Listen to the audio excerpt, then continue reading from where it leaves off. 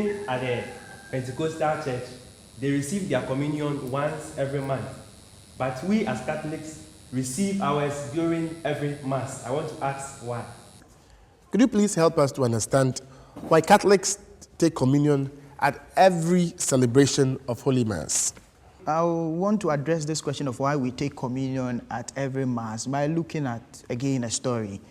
Say, a young boy was recalcitrant, goes out, causes a lot of trouble, comes home. I had a senior brother who was always at home, very good boy, doesn't cause too much trouble. But the brother always goes out and brings trouble to the house. One day he goes out and then there is a problem.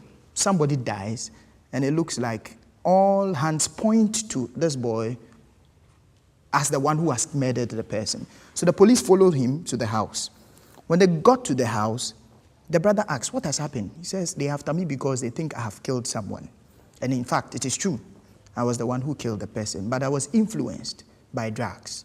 So the brother says, okay, give me your shirt. He takes his shirt, puts it on, and then the police come in, obviously knowing that the person who did it had the shirt on. They come take the brother away. And the brother pays the price for the junior brother who had caused all the trouble. And we would sing that song which says, we owed the debt, we could not, he paid the debt, he did not owe, I owed the debt, I could not pay. Now, the guy can do two things. Every day of his life, he must be thankful for what his brother has done. And number two, every day of his life, he must make sure it is worth it. He must change his life.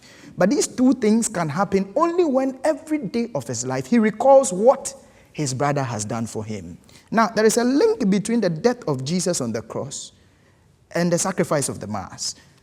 The day before he was betrayed, he took bread, giving thanks all of it, and he says, this is the cup of my blood, which will be given up for you.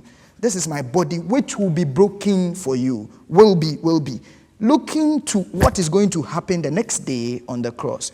So eventually you come to realize that whatever happens on the altar is exactly what has happened on the cross. And the reason why when you even come to our churches, there's a direct relationship between where we place the altar and the cross. So at the celebration of the Mass, what we are celebrating, in fact, is what has happened on the cross.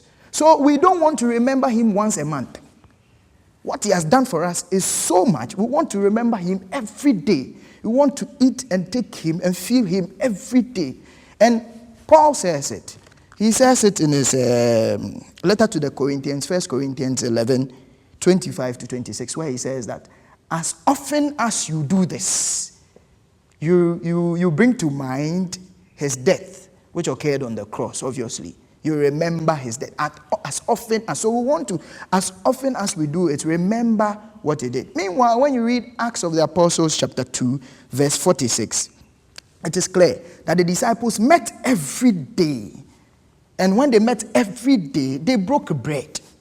So we are not taking it just from the blue. We are, first of all, appreciating what Jesus has done. And we have realized that it is not something that we will do just once in a while to remember him, but we want to do it every day and get that kind of closeness with him. Each day of our lives, we must get close to him. And that is the reason why every day we will break bread. The apostles did the same. And Jesus would have wished so.